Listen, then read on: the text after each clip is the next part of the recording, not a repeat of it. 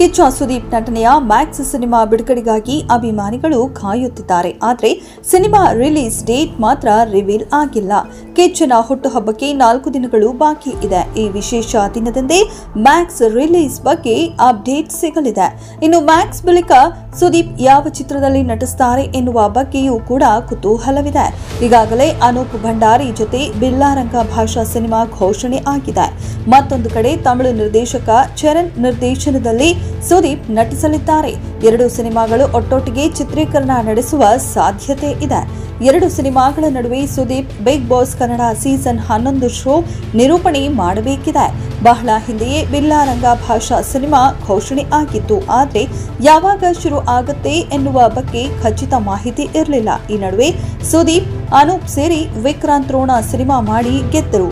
ಅಂತೂ ಇಂತೂ ಇದೀಗ ಈ ಚಿತ್ರವನ್ನ ಕೈಗೆತ್ತಿಕೊಳ್ಳಲು ಮುಂದಾಗಿದ್ದಾರೆ. ಅನೂಪ್ ಭಂಡಾರಿ ಬಹಳ ದಿನಗಳಿಂದ ಬಿಲ್ಲಾರಂಗ ಭಾಷಾ ಬಗ್ಗೆ ಕುತೂಹಲ ಮೂಡಿಸುತ್ತಾ ಬರುತ್ತಿದ್ದಾರೆ. ಟೈಟಲ್ನಿಂದಲೇ ಸಿನಿಮಾ ಗಮನ ಸೆಳೆದಿದೆ. ಇತ್ತೀಚೆಗೆ ಕತೆ ಚಿತ್ರಕಥೆ ಬರೆಯಲು ಅನೂಪ್ ಕೂತಿದ್ದರು. ಸದ್ಯ ಸ್ಕ್ರಿಪ್ಟ್ ಕೆಲಸಗಳು ಮುಕ್ತಾಯದ ಹಂತ ತಲುಪಿದೆ. ಸುದೀಪ್ ಹುಟ್ಟುಹಬ್ಬಕ್ಕೆ ಸಿನಿಮಾ ಅಧಿಕೃತವಾಗಿ ಘೋಷಣೆ ಆಗಲಿದೆ. ಈ ಬಗ್ಗೆ ಅಪ್ಡೇಟ್ ಕೊಡುವುದಾಗಿ ಅನೂಪ್ ಹೇಳಿಕೊಂಡಿದ್ದಾರೆ. ಸಣ್ಣದೊಂದು ವಿಡಿಯೋ ಮಾಡಿದ್ದ ನಿರ್ದೇಶಕ ಅನೂಪ್ ಭಂಡಾರಿ ಸಣ್ಣ ಅಪ್ಡೇಟ್ ಕೊಡ್ತೀನಿ ಎಂದು ಹೇಳಿದ್ರು.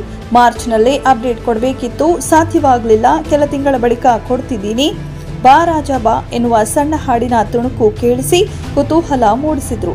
ಯಾರಪ್ಪ ಆ ರಾಜ ಎಂದು ಅಭಿಮಾನಿಗಳು ಕಾಯುವಂತಾಗಿತ್ತು. ಇದೀಗ ಸುದೀಪ್ ಜೊತೆ ಬಿಲ್ಲಾರಂಗ ಭಾಷಾ ಸಿನಿಮಾ ಮಾಡ್ತಿದ್ದೀನಿ. ಸುದೀಪ್ ಸರ್ ಹುಟ್ಟುಹಬ್ಬದ ದಿನ ಬೆಳಗ್ಗೆ 10 ಗಂಟೆಗೆ ಭೇಟಿ ಆಗೋಣ ಎಂದು ತಿಳಿಸಿದ್ದಾರೆ. ಒಂದು ಚಿಕ್ಕ ಅಪ್ಡೇಟ್ ಇದೆ ನನ್ನ ಕಡೆಯಿಂದ. ಈ ಅಪ್ಡೇಟ್ Several months later.